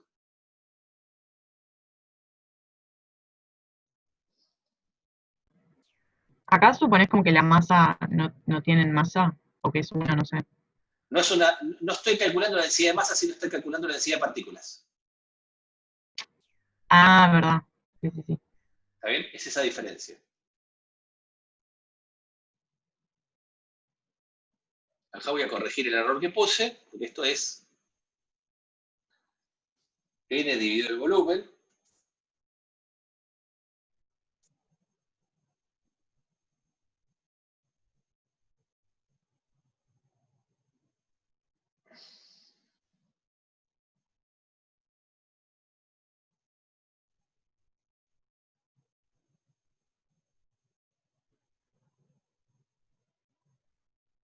¿Sí? ¿Entendés eso o no? Claro. Sí. No, lo seguís sin ver. No, la de abajo, la de arriba ya la entendí. ¿Esta entendiste? ¿Esta de acá las entendiste? Sí, ¿Esta de acá? sí. ¿Está bien? Digo, entonces, si yo tengo una fracción de volumen, entonces cuento la cantidad de moléculas que tengo en esa fracción y divido por el volumen de esa fracción. Ahora, si yo quiero calcular la cantidad de moléculas en general, agarro la cantidad de moléculas en todo el recipiente y lo divido por el volumen del recipiente. Bueno, esto y esto tiene que, si la densidad es constante, de esta manera tiene que dar la misma densidad, o sea que esto tiene que ser igual a esto.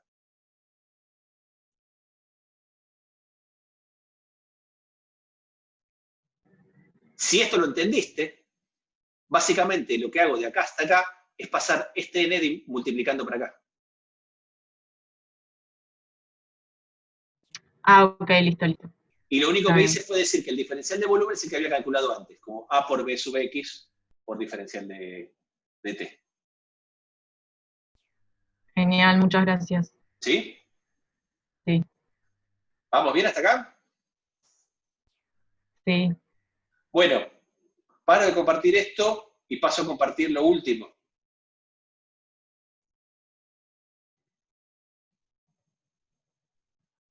¿Quieren que veamos esto ahora o quieren que lo veamos la clase que viene con el repaso, lo de entropía?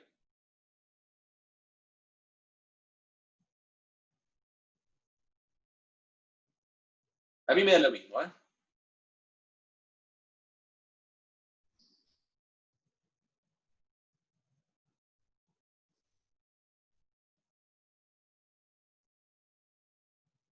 Vamos, lo vemos ahora y de último repasamos. Perfecto, buenísimo.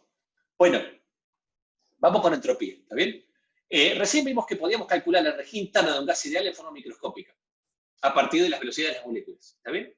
Y además, lo que no vimos y que un poco lo conversamos es que si las moléculas interactuaran entre sí, esa energía interna también dependería de las posiciones. ¿Está bien? A través del potencial de interacción. O sea, vimos que la energía interna tiene una forma de calcularse macroscópica en términos de las variables termodinámicas. Pero si pensamos el sistema como un conjunto de moléculas puntuales, también podríamos encontrar una forma microscópica de calcular esa energía interna. A partir, en este caso, solo de la energía cinética, si tenemos un gas idéntico. La pregunta es, ¿podemos hacer lo mismo para la entropía? Para ver eso, tenemos que revisitar la idea de estados microscópicos y de estados macroscópicos. ¿Está bien? Recordemos que un estado microscópico, si yo considero que mi sistema está compuesto de N moléculas, definir un estado microscópico sería dar las posiciones y las velocidades de todas las moléculas.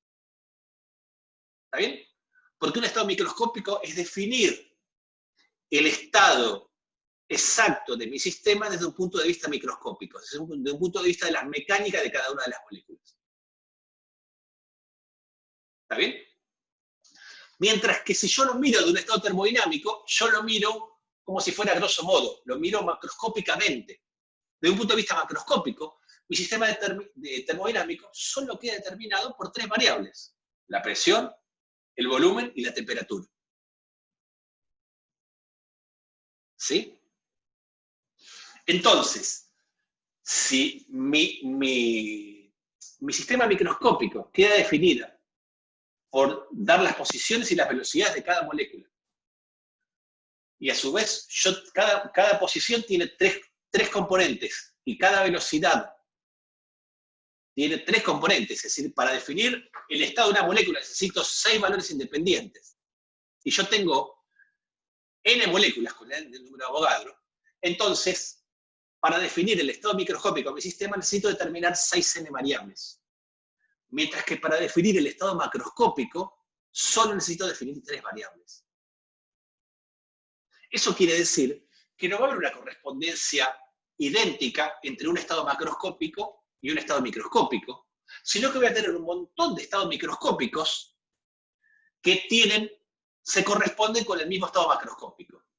Es decir, van a haber un montón de configuraciones de posiciones y velocidades distintas en las moléculas, que todas ellas me van a dar la misma presión, el mismo volumen y la misma temperatura. ¿Se entiende la idea? Sí, sí. Esa falta de simetría en la correspondencia entre estados microscópicos y estados macroscópicos es la base de la entropía desde un punto de vista microscópico. ¿Está bien? Eso es lo que me dice la entropía. ¿Está bien? Me va a hablar de esa falta de simetría. Para ejemplificar este concepto, vamos a ver un ejemplo ilustrativo que es el mismo que está en el libro, en el capítulo 20, al final del capítulo 20. ¿Está bien? Supongamos que tenemos n monedas distintas. Bueno, no tenemos moléculas, tenemos n monedas. ¿Está bien? Que están puestas, por ejemplo, arriba de una cama vibratoria y van continuamente saltando las monedas. ¿Está bien? Cada moneda puede estar en 2 estados posibles, cara o cruz. ¿Sí? Entonces, mi sistema ahora es un sistema de varias monedas. Y entonces vamos a hablar de una descripción macroscópica y una descripción microscópica de mi sistema de monedas. ¿Está bien? Vamos a decir que la descripción macroscópica es el número de monedas que tengo en cara y el número de monedas que tengo en cruz. Y que la descripción microscópica es el detalle de qué moneda está en cara y qué moneda está en cruz. Veámosla acá, por ejemplo, para 4 monedas. Está mejor el dibujo del libro, pero este no está nada mal. ¿Ves? Entonces, si yo tengo 4 monedas, tengo 16 formas distintas de ordenarlas, 16 estados microscópicos posibles. ¿Está bien? Por ejemplo, puedo tener todas caras. Ese se corresponde con un dado estado macroscópico, que es el estado macroscópico de 4 caras. Puedo tener todas cruces. ¿Está bien? Ese se corresponde con un dado estado macroscópico, que es el de tener 4 cruces. Pero si yo tengo 3 monedas caras y una cruz, entonces tengo estos 4 estados microscópicos distintos que se corresponden con, con este estado macro. ¿Está bien? Porque puedo tener las 3 primeras caras y la última cruz. Puede ser cruz la tercera, la segunda o la primera. ¿Está bien? Es decir, que estos 4 estados distintos, que son distintos desde el punto de vista microscópico, se corresponden con este estado macroscópico. ¿Está bien? El estado de 2 caras y 2 cruces, tengo 6 estados microscópicos distintos. ¿Está bien? Que son todos estos que están acá. El estado 1K de 3 cruces es simétrico con el de 3 caras y una cruz, y el de 4 cruces es simétrico con el de 4 caras. ¿Está bien? Entonces, esta sería mi descripción macro, y esta sería mi descripción micro. ¿Sí? Fíjense que los estados macroscópicos, si yo ahora, digamos, cada estado microscópico le puedo asignar una cierta probabilidad de ocurrencia en base a cuántos estados microscópicos distintos tenemos. Es decir, si yo imagino que ahora yo tengo las monedas, están continuamente, como si yo estuviera en una especie de cama vibratoria, y están continuamente saltando, ¿está bien?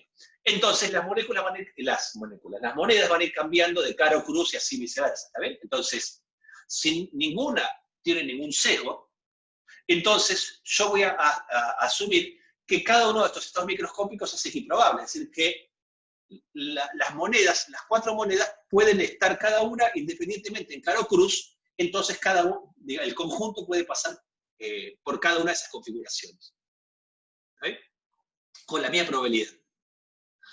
Ahora, dado que los estados microscópicos son equiprobables en esta visión, está bien que cada estado microscópico tiene la misma probabilidad de ocurrir, como los estados macroscópicos no se corresponden con la misma cantidad de estados microscópicos, entonces los estados macroscópicos van a tener distinta probabilidad de ocurrencia. ¿Está bien? Porque entonces, si todos estos son equiprobables, la probabilidad de que a mí me salgan 4 caras es en realidad 1/16, que es la misma probabilidad que me queden las monedas 4 cruces. En cambio, la probabilidad de que me queden 2 caras y 2 cruces, ¿está bien? Va a ser 6/16, es decir, la cantidad de veces que voy a tener una configuración de 2 caras y 2 cruces dividido la cantidad de configuraciones totales. ¿Se entiende esta idea?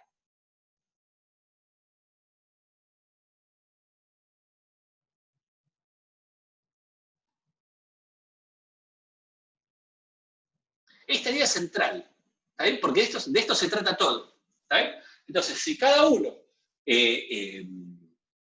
tiene, cada uno de esos estados microscópicos son equiprobables, entonces el estado macroscópico que se corresponda con más estados microscópicos va a ser el estado macroscópico más probable. Entonces el estado macroscópico más probable es el de tener mitad cara y mitad cruz. Pero esto depende mucho de la cantidad de monedas. Si en vez de tener 4 monedas tuviéramos 100, que es básicamente 10 a la 2, o sea, 2 órdenes de magnitud, el número de estados microscópicos distintos que tendríamos sería 2 a la 100. Eso es más o menos 1,27 por 10 a la 30. ¿Sí? Si ahora contáramos la cantidad de estados, mitad cara y mitad cruz, esa cantidad de estados que se corresponden con este estado macroscópico es del orden de 1 por 10 a la 29. ¿Está bien? O sea, una inmensa mayoría de los estados se corresponde con el tener mitad cara y mitad cruz. Es decir, que los resultados menos probables, su probabilidad tiende a 0 cuando n tiende a infinito. Es decir, la probabilidad de tener, digamos, todas caras o todas cruces es 1 sobre n, 1 sobre la cantidad de monedas que tenga. Cuanto más monedas tengo, más improbable va a ser este estado. Y el resultado más probable, que es mitad cara, mitad cruz, ¿está bien? Se hace cada vez más probable cuando n tiende a infinito. ¿Sí? Es más, se puede demostrar que la probabilidad del estado mitad cara, mitad cruz, tiende a 1 cuando n tiene infinito, y las otras tiende a 0. Así que la distribución de todas las probabilidades, cuando n tiene infinito, se hace infinitamente angosta. ¿Está bien? En donde el estado más probable pasa a ser el estado dominador. ¿Sí? Entonces, el estado macroscópico de todas caras es muy informativo, ya que, en algún sentido, dar el estado macroscópico me define el estado microscópico. ¿Está bien? Mientras que el estado macroscópico, mitad cara, mitad seca, es un estado macroscópicamente poco informativo del estado microscópico. Porque yo tengo un montón de configuraciones posibles que pueden ser mitad cara, mitad seca. ¿Está bien? Es decir, el estado macroscópico más probable es poco informativo del estado microscópico subyacente. ¿Está bien?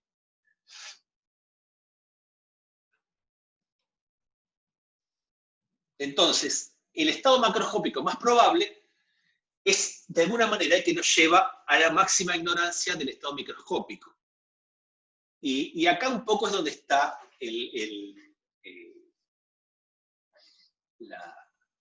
de alguna manera, el concepto de entropía. ¿Está bien? Si yo tuviera un gas con n moléculas, con n de orden de un Avogadro, entonces, como les contaba hace un rato, un estado macroscópico sería básicamente estaría definido por estas 3 variables macroscópicas, la presión, el volumen y la temperatura, mientras que un estado microscópico yo tendría que definir cada una de las velocidades y las posiciones de cada una de las moléculas. ¿Está bien? Entonces, a partir de acá es que uno puede definir la entropía. Supongamos entonces que llamamos W al número de estados microscópicos compatibles con un dado estado microscópicos. En el caso de las 4 monedas, el W del estado microscópico de 4 caras, del estado macroscópico de 4 caras es 1. ¿Está bien? Porque hay un estado microscópico compatible con ese estado macroscópico. ¿Está bien? Mientras que el W, o sea, la cantidad de estados microscópicos compatibles con el macroscópico de 2 caras y 2 secas, es 6, porque 6 configuraciones microscópicas son las compatibles con tener 2 caras y 2 secas en el caso de tener 4 monedas. ¿Está bien? ¿Me siguen hasta acá?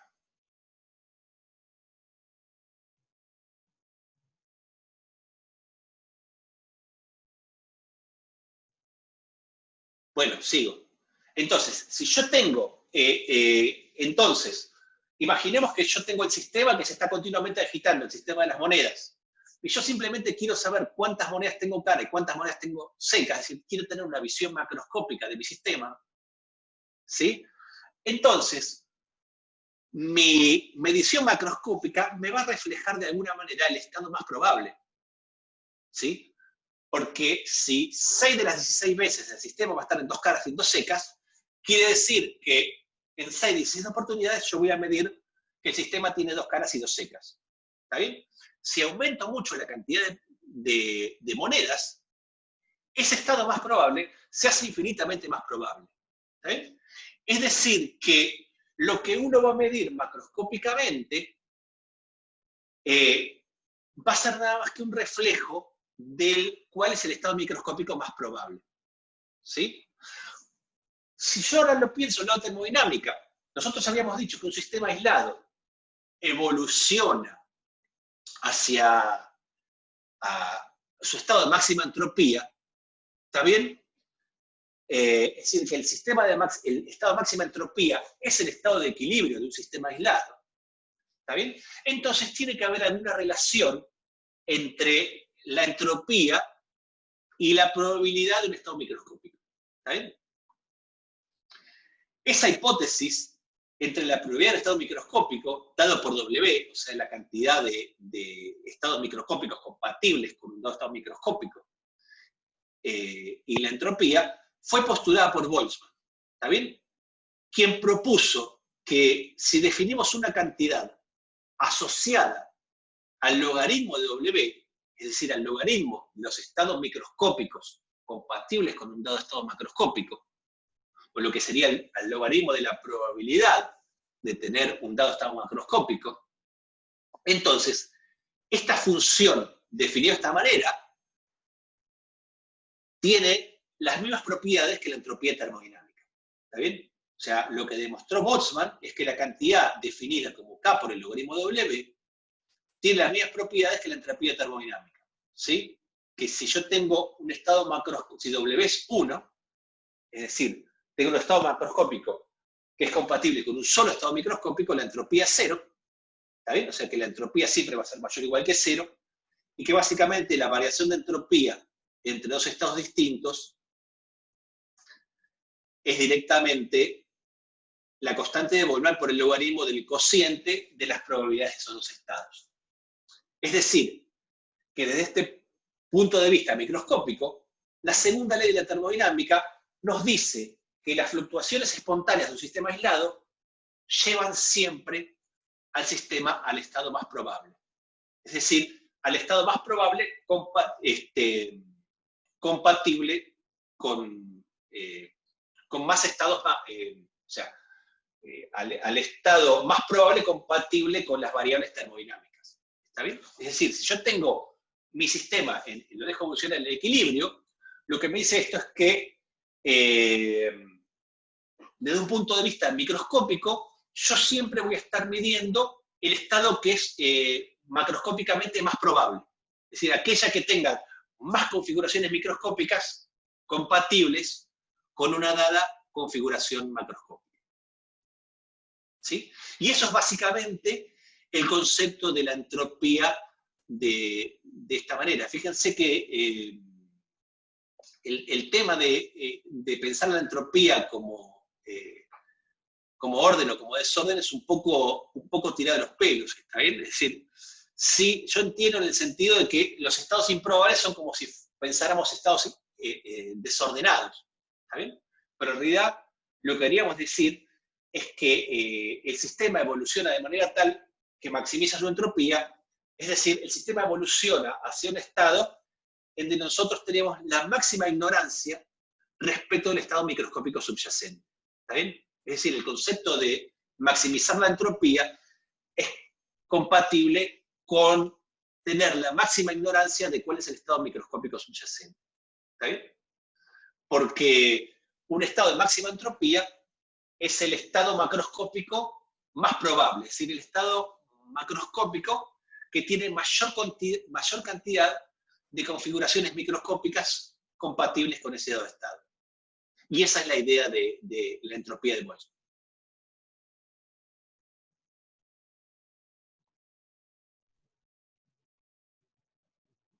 Buenísimo.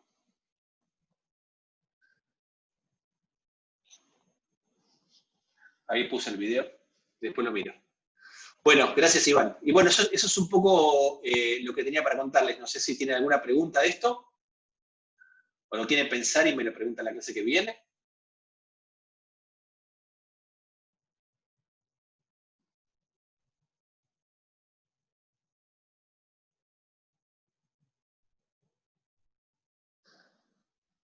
Bueno, si no tienen pregunta y se entendió, dejo de compartir acá.